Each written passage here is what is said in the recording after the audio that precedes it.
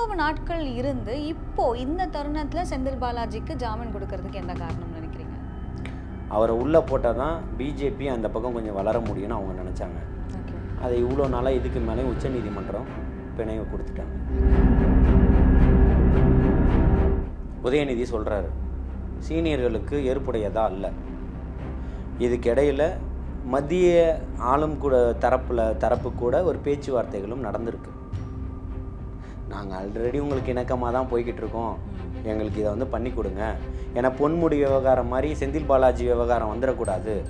உங்களுக்கு நான் ஆட்சி அமைக்க இப்போ நீங்கள் மனு கொடுத்தீங்கன்னா அவர் மேலே வழக்கு இருக்குதுன்னு சொல்லிவிட்டு நான் அனுப்பி விட்டுருவார், RN ரவி அனுப்பி விட்டுருவார் ஆளுநர்.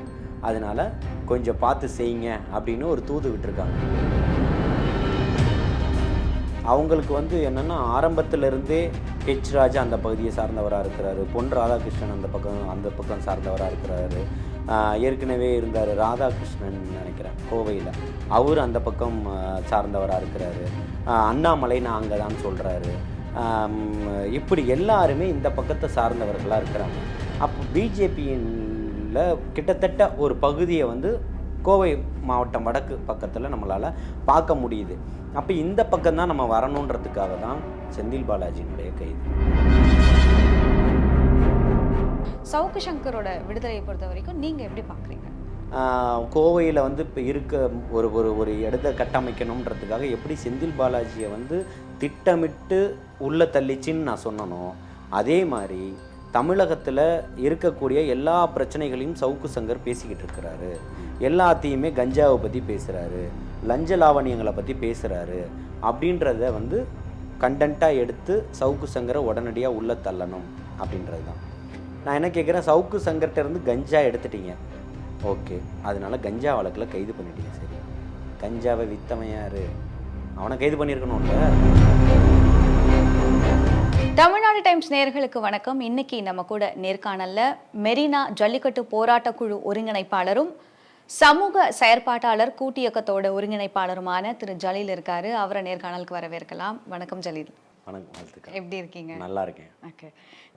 செந்தில் பாலாஜி அவர்களுடைய விடுதலைன்னு சொல்ல முடியாது, ஜாமீனில் இப்போ வெளியில் வந்திருக்கிறார். கிட்டத்தட்ட 1.5 வருஷத்துக்கு மேலே உள்ளே இருந்திருக்கிறாரு. அடிக்கடி ஜாமீன் மனு போடுவாங்க, அது தள்ளுபடி செய்யப்படும், திரும்ப அப்ளை பண்ணுவாங்க, திரும்ப ரிஜெக்ட் ஆகிருக்கு. இவ்வளவு நாட்கள் இருந்து இப்போ இந்த தருணத்தில் செந்தில் பாலாஜிக்கு ஜாமீன் கொடுக்கறதுக்கு என்ன காரணம் நினைக்கிறீங்க? அதாவதுங்க, எவ்வளோ நாள் இருந்து அப்படின்னு பார்த்தீங்கன்னா, இவ்வளோ நாள் உள்ளே வச்சிருக்கிறதுக்கு சட்டத்தில் என்ன இப்போருமே விசாரணையாக தான் அவ்வளோ வச்சுருக்கிறாங்க. புரியுதுங்களா? நிரூபிக்கப்பட்ட குற்றம்னு எதுவுமே கிடையாது. 472 நாட்களும் என்ன வச்சுருக்காங்க. அது தவறு தான். இந்திய அரசியலமைப்பு சட்டத்தின் பிரகாரம் தவறு தான். அவர் செஞ்சாரா இல்லையா அப்படின்றது ஒன்று. இதில் இவருக்கு இப்போ ஜாமீன் கிடைக்கிது அப்படின்னா,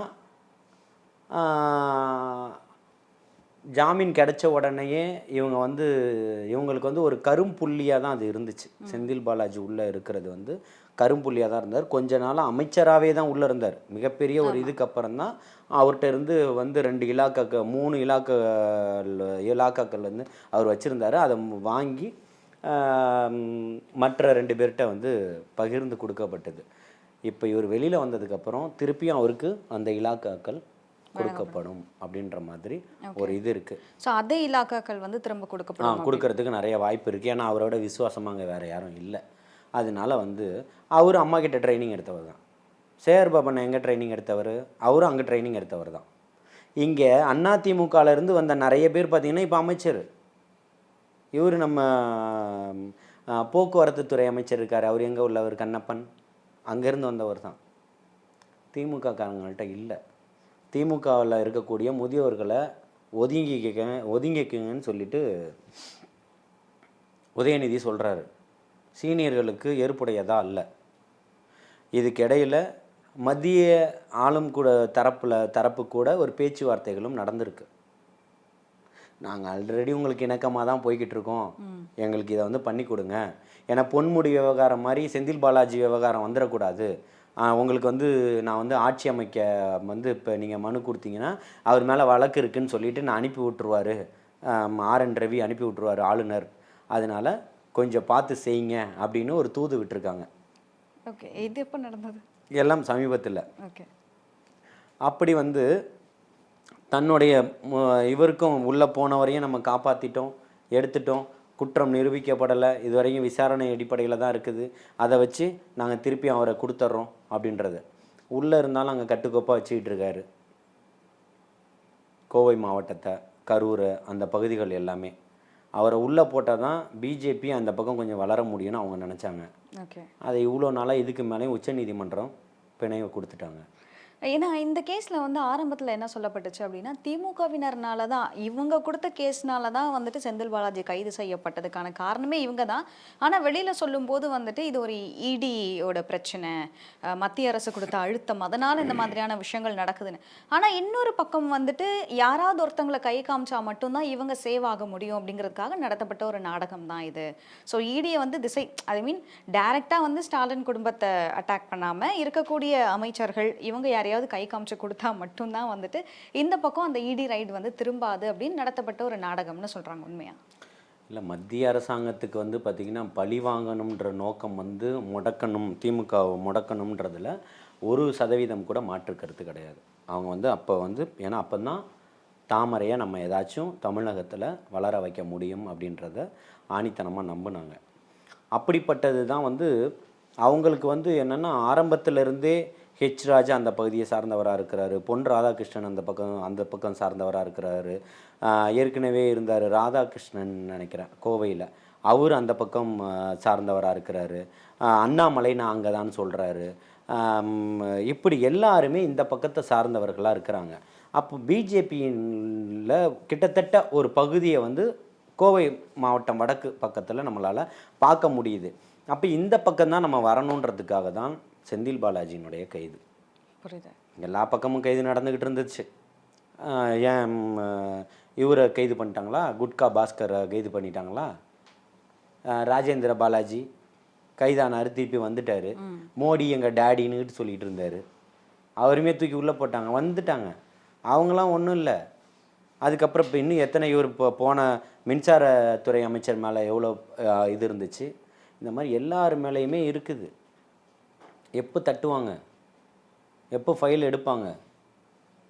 இவங்களுக்கு யாரெல்லாம் தேவையோ, இன்றைக்கி யாரை பயமுறுத்தணுமோ, தனக்கான காரியம் எப்போ நடக்கணுமோ அதுக்கானவர்களை தண்டிச்சுக்கிட்டு இருக்காங்க.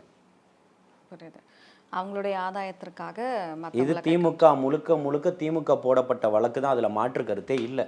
செந்தில் பாலாஜி இந்த பக்கம் வந்ததுக்கப்புறம் அந்த வழக்கில் அவங்க பின்வாங்கிக்கிட்டாங்க. ஆனால் மத்திய அரசாங்கம் அந்த வழக்கை தூசி தட்டிட்டாங்க.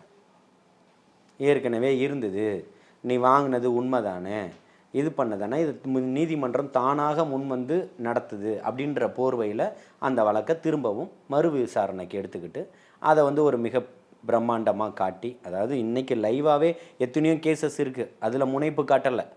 ஆனால் தூசி தட்டப்பட்டு ஒரு வழக்கு முடிஞ்சு போன ஒரு வழக்கை எடுத்து திட்டமிட்டு கைது செய்யணும் அப்படின்றத ஒடுக்கணும் அப்படின்றதுக்காக போடப்பட்டது தான் இதுக்கு. அதனால தான் அண்ணாமலை அவர்கள் வரும்போதே சொன்னார், இங்கே 1,00,000 வாக்குகள் இல்லை அப்படின்னு ஒரு கணக்கு கொடுத்தாரு பாருங்க. அவர் 1,00,000 வாக்குகளை வந்து 1,00,000க்கும் குறைவான வாக்குகளை எடுத்தார். இதுதான் நடந்தது. இன்னொரு பக்கம் வந்துட்டு அவர் நேற்று பெயிலில் கிடச்சி வெளியில் வரும்போது வந்துட்டு அந்த ஏரியாவோட டிராஃபிக்கே வந்து ஸ்தம்பிச்சிருச்சு அப்படின்னு சொல்லலாம். ஏன்னா இருக்கக்கூடிய திமுகவினர் எல்லாருமே அவரை வரவேற்கிறதுக்காக அங்கே வந்து கூட்டமாக நின்றதுனால பெரிய டிராஃபிக். இதுக்கு மற்ற கட்சிகள் தரப்புலேருந்து கேட்கக்கூடிய கேள்விகள் என்ன, அவர் என்ன தியாகியா, அவர் என்ன தியாக செயல் செஞ்சுட்டா ஜெயிலுக்கு போயிட்டு வந்திருக்காரு, அதுக்கு எதுக்கு திமுகவினர் வந்துட்டு இவ்வளோ பெரிய ஆர்ப்பாட்டம் பண்ணணும் அப்படின்னு ஒரு கேள்வியை முன்வைக்கிறாங்க. இதை நீங்கள் எப்படி பார்க்குறீங்க? நல்ல கேள்வி தான், வரவேற்கக்கூடிய விஷயம். ஜெயலலிதா அம்மையார் வந்து 100 கோடி அபராதம்னு சொல்லிட்டு குன்ஹா வந்து தீர்ப்பு கொடுத்து கர்நாடக நீதிமன்ற சிறை காவலில் வச்சுருந்தாரு பரபர அக்ரகாரத்தில். அப்போ அங்கேருந்து வரும்போது தியாகியாவை வந்தாங்க. அவங்களுக்கு எல்லோரும் வழி நடக்க நின்று எல்லாருமே மலர் தூவி வெளியில் கூப்பிட்டு வந்தாங்களே, அப்போ தியாகி போலவாக நடத்தினாங்க. அவங்க தியாகி இல்லையா? அப்போ அவங்க யார்? அவங்க குற்றவாளி இல்லையா? இவர் குற்றவாளினா அவரும் குற்றவாளி தானே. இவங்க இன்றைக்கி பேசுகிறதுக்கான ஒரு ட்ரெண்டிங், மக்களை வந்து அவங்க குற்றவாளின்னு சொல்ல வேண்டியது தானே. ஏதாவது ஒரு அதிமுககாரன் சொல்லுவானா? 100 கோடி ஒரு ஜட்ஜிக்கு தெரியாதா எவ்வளோ போடணும்னு? ஏன் 100 கோடி நீங்கள் அபராதம் போட்டிங்க அப்படின்னு? எனக்கு அவ்வளோ பணம் தரேன்னு சொன்னாங்கல்ல, அப்போ அவ்வளோ பணம் இருக்குல்ல, எனக்கு விலை பேசப்பட்டது இல்லைன்னு குன்ஹா சொன்னார்ல. அவங்க எனக்கு அந்த அளவுக்கு பணத்துக்கு விலை பேசுகிறாங்க அவரை. அப்போ 100 கோடி இருக்குல்ல, அபராதம் கட்டுன்னு தானே போட்டார். அப்போது செந்தில் பாலாஜி தியாகி இல்லை, குற்றவாளி. விசாரணை கைதி செந்தில் பாலாஜி, நல்லா புரிஞ்சுக்கணும். குற்றம் சாட்டப்பட்டு நிரூபிக்கப்படாத ஒரு விசாரணை கைதியாக தான் 472 நாட்கள் இருந்திருக்கிறாரு. அவருக்கு வரவேற்பு கொடுத்தது தப்புனா, நீங்கள் ஊழல் பண்ணது தப்புன்னு சொல்லி தீர்ப்பு கொடுத்து 100 கோடி அபராதம் கட்டணும்னு சொல்லி உங்களுடைய சொத்துக்களை எல்லாம் முடக்கி உங்களை ஜெயிலில் தள்ளினது கர்நாடக நீதிமன்றம். இங்கே நடந்த கேஸை மாற்றிட்டு ஓடுறது இவங்க தான் அங்கே. ஏன்னா இங்கே எங்களுக்கு இது கிடைக்காது, அங்கே தான் வரும். அதே மிகப்பெரிய வெட்கக்கேடான விஷயம் இல்லையா? அப்போ போகும்போது இந்த அம்மா ஜெயிலிருந்து வெளியில் வரும்போது தியாகியாக வந்துட்டாங்களா? செக்கிழுத்த செம்மலாக வந்துட்டாங்களா? கொடிகாத்த குமரனாக வந்துட்டாங்களா? யாராக வந்தாங்க? வேலு நாச்சியாராக வந்துட்டாங்களா? குற்றம் சாட்டப்பட்டு ஊழல் செய்யப்பட்டு பதவியை இழந்த ஒருத்தராக தான் இங்கே வந்தாங்க இல்லையா? அது சரின்னு இப்போ எடப்பாடிக்கு தோணலையா? அதிமுகவினருக்கு தெரியலையா? சின்னம்மா வரும்போது எவ்வளோ வருகை இருந்தது பார்த்தீங்கல்ல? இங்கே ராத்திரி சேர வேண்டியவங்க இங்கே கிட்டத்தட்ட ஒரு 5-6 மணிக்கு இப்போ இங்கே அங்கேருந்து 3 மணி நேரத்தில் இங்கே வந்துடலாம். எல்லா டிராஃபிக்கும் அவங்களுக்காக எல்லா இடத்துலையும் கிளியர் பண்ணி விடுறதுக்கு ஆட்கள் வரைக்கும் நின்றுட்டு இருந்தாங்க காவல்துறை. அங்கேருந்து கர்நாடகாவிலேருந்து தமிழக எல்லை வரை அவங்க வீடு வரைக்கும் நின்றுக்கிட்டு இருந்தாங்க. ஆனால் லட்சக்கணக்கான பேர் வழிநடக விடிய விடிய காத்திருந்து விடிய விடிய கர்நாடகாவிலேருந்து ஓடி வந்த பாதுகாவலர்லாம் பாவம் இருக்காங்க, ஓடியே வந்துக்கிட்டு இருந்தாங்க. அவங்க அதில் ஒரு சின்ன சர்ச்சை கார் மாறியும் கூட அங்கேருந்து பயணம் பண்ணி வந்தாங்க இல்லையா? இவங்கெல்லாம் யார் சொல்லுங்கண்ணா? சொல்லணும்ல, அதிமுககாரர்கள் பதில் சொல்லணும்ல. கண்டிப்பாக சொல்லணும். அப்போ அவங்களுக்கு இப்போ இது கொடுக்கலையா, மரியாதை கொடுக்கலையா? இவர்களுக்கு தேவைன்னா எல்லாரும் பண்ணுவாங்க. இப்போவும் சொல்கிறேன், செந்தில் பாலாஜி ஒரு விசாரணை கைதி தான். அவர் மேல் திமுக கொடுத்தது அன்னைக்கு லஞ்சம் பெற்றாரு அப்படின்னு தான் புகார் கொடுத்துச்சு, அதில் மாற்று கருத்து இல்லை. அதே மாதிரி விசாரணை கைதியாக தான் இத்தனை நாள் இருந்தார், அதுலேயும் மாற்று கருத்து இல்லை. அவர் விசாரணை கைதியாக தான் வெளியில் வந்திருக்காரு, இன்னும் குற்றம் நிரூபிக்கப்பட்டவராக இல்லை. ஆனால் ஜெயலலிதா குற்றம் நிரூபிக்கப்பட்டவர், ஊழலுக்காக பதவியை இழந்தவர், 100 கோடி ரூபாய் அபராதம் விதிக்கப்பட்டவர். அவருக்கு கிடைச்ச வருகையை விட இது குறைவு தான். இன்னொரு பக்கம் சவுக்கு சங்கருடைய விடுதலை, அவருக்கும் அதே டைமில் விடுதலை. இதுக்கு முன்னாடி ஃபஸ்ட் டைம் விடுதலை ஆனப்போ ஜெயிலை விட்டு வாசல் கூட வரல, ஆனால் அதுக்குள்ளே அடுத்த கேஸை போட்டு உள்ளே அனுப்பிட்டாங்க. இப்போ வெளியில் வரும்போது நிறைய விஷயங்கள் அவர் சொல்லியிருக்கிறாரு. என் கை எலும்புகள் முறிக்கப்பட்டதும் உண்மை தான், என் கால் எலும்புகள் முறிக்கப்பட்டதும் உண்மை தான், எனக்கு பயங்கரமாக டார்ச்சர் பண்ணாங்க. ஆனால் இதுக்கெல்லாம் பயப்பட போகிற ஆள் நான் கிடையாது, முன்னைய விட இப்போ நான் ரொம்ப வீரியத்தோடு பேச போகிறேன் அப்படிங்கிற மாதிரி சொல்லியிருக்கிறாரு. இப்போது சவுக்கு சங்கருக்கு ஆல்ரெடி திமுகவினர் மேலே ஒரு பெரிய கோவம் இருந்துச்சு அப்படின்னு கூட சொல்லலாம். ஏன்னா அடுத்து அவங்கள பற்றி நிறைய விஷயங்களை வெளியில் சொல்லிகிட்டே இருந்தார். இன்னொரு முக்கியமான விஷயமும் சொன்னார், இது நடக்கிறது எல்லாமே தலைமைக்கு தெரியும், தலைமையே என்னை கூப்பிட்டு வச்சு இந்த மாதிரியான விஷயங்களை பண்ணுங்க அப்படின்னு என்கிட்டயே சொன்னாங்க, அதனால தான் எனக்கு அந்த கோபம் அப்படின்னு சொல்கிறார். சவுக்கு சங்கரோட விடுதலையை பொறுத்த வரைக்கும் நீங்கள் எப்படி பார்க்குறீங்க? சவுக்கு சங்கர் பார்த்திங்கன்னா இன்றைக்கி கருத்தியலில் கருத்தியலாக தான் கையாளணும். கருத்து சுதந்திரம்ன்றது எல்லாத்துக்குமே இருக்குது. அவர் ஒரு ஊடகவியலாளராக எல்லாத்தையும் ஆதாரத்தோடு போடுறாரு. அப்போ அதை அவர் மேலே வழக்கு தொடுத்திருக்கலாம். ஜனநாயக ரீதியில் சட்டமுறைப்படி நடவடிக்கை எடுத்திருந்தால் எந்த பிரச்சனையும் இல்லை. இப்போது மத்திய அரசு கோவையில் இப்போ இருக்க ஒரு இடத்தை கட்டமைக்கணுன்றதுக்காக எப்படி செந்தில் பாலாஜியை திட்டமிட்டு உள்ளே தள்ளிச்சின்னு நான் சொன்னனோ, அதே மாதிரி தமிழகத்தில் இருக்கக்கூடிய எல்லா பிரச்சனைகளையும் சவுக்கு சங்கர் பேசிக்கிட்டு இருக்கிறாரு. எல்லாத்தையுமே கஞ்சாவை பற்றி பேசுகிறாரு, லஞ்ச லாவணியங்களை பற்றி பேசுகிறாரு. அப்படின்றத கண்டென்ட்டாக எடுத்து சவுக்கு சங்கரை உடனடியாக உள்ளே தள்ளணும் அப்படின்றது தான். நான் என்ன கேட்குறேன், சவுக்கு சங்கர்கிட்ட இருந்து கஞ்சா எடுத்துட்டீங்க, ஓகே, அதனால கஞ்சா வழக்கில் கைது பண்ணிட்டீங்க. சரி, கஞ்சாவை வித்தவன் யார்? அவனை கைது பண்ணியிருக்கணும்ல. கண்டிப்பாக. எங்கேருந்து வந்தது? அவங்கள எடுத்துருக்கணும்ல. ஏன் இதெல்லாம் மறைச்சி வைக்கிறீங்க? இப்போ கேள்வி என்னன்னா, சவுக்கு சங்கர் மட்டும்தான் கஞ்சா வச்சுருந்தாரா? பிடிபடுற கிலோ கணக்கில் வைக்கலை, அங்கங்கே இருக்கிற ஒரு சில, நீங்கள் சொன்ன மாதிரி ஒரு சில விஷயங்களை எடுத்திருக்காங்க, ஆனால் அதுக்கான ப்ரூஃப்ஸையும் காட்டலை, வெளியில் காட்டலை. இந்த மாதிரி கைப்பற்றிருக்கோம் அப்படின்னு சொல்லியிருக்காங்க. நீங்கள் சொன்ன மாதிரி இது எங்கேருந்து வந்தது அப்படிங்கிற ஒரு கேள்வி இருந்துமே கூட, இது இவர் மேலே கேஸ் போடணும், இவர் மேலே ஒரு விஷயம் சொல்லணும் அப்படிங்கிறதுக்காக சொல்லப்பட்ட ஒரு விஷயமாக தான் எல்லாருமே பார்க்குறாங்க. இதை நீங்கள் எப்படி பார்க்குறீங்க? இப்போது அதிகார வர்க்கத்து ஆளும் தரப்புக்கு எதிராக பேசினவர் ஒரு ஊடகவியலாளராக சவுக்கு சங்கர் அவர்கள். அதை தொடர்ந்து பண்ணுற மாதிரி இப்போ நானுமே வந்து இந்த ஆட்சிக்கான ஒரு ஒரு விடியலுக்கான ஒரு அரசுக்கு சப்போர்ட்டிவாக நின்று நான் இறங்கி ஓட்டு கேட்டிருக்கேன், பிரச்சாரம் பண்ணியிருக்கேன். அப்படின்றத தாண்டி இன்றைக்கி மக்களுடைய மனநிலைமை மாறி இருக்குன்றப்போ, மக்களுக்கான நீதி கிடைக்காதப்போ, குரல் வலை நெரிக்கப்படுறப்போ ஆட்சியாளர்களுக்கு எதிராக பேச வேண்டிய கட்டாயத்தில் இருக்கேன். இன்றைக்கி சவுக்கு சங்கருக்கு நடந்த நிலைமை என்னை போன்ற சமூக ஆர்வலர்களுக்கு கண்டிப்பாக நடக்கிறது ஒன்றும் மாற்றம் இல்லை. என் வீட்டில் கஞ்சா இருக்குன்னு எடுத்தாலும் எடுக்கலாமே. காவல்துறையை காவல்துறை வந்து என் வீட்டை சர்ச் பண்ணலாம். வரக்கூடிய காவல்துறையை நான் வந்து சர்ச் பண்ணி உள்ளே கூட்டு போக முடியுமா? அராஜகத்தின் பிடியில் உச்சத்தில் தான் இன்றைக்கி காவல்துறை நடந்துக்கிட்டு இருக்கு. இன்றைக்கி பட்டுன்னு உடனே இந்த ரவுடியை சுடுறாங்க, அந்த ரவுடியை சுடுறாங்க, அந்த ரவுடியை சுடுறாங்க. இதுக்கு முன்னாடி இவங்கெல்லாம் ரவுடின்னு தெரியாது அந்த காவல்துறைக்கு. கண்டிப்பாக எத்தனை சம்பவங்கள் நடந்துக்கிட்டு இருக்கு. இன்றைக்கி ஒரு ரவுடியினுடைய மனைவி கதறி அழுகிறத மீடியாக்கள் காட்டுது. அந்த ரவுடியால் எத்தனை பேருடைய தாலி அருந்திருக்கும். அதெல்லாம் மீடியாக்கள் காட்டப்பட்டுதா? இல்லையே.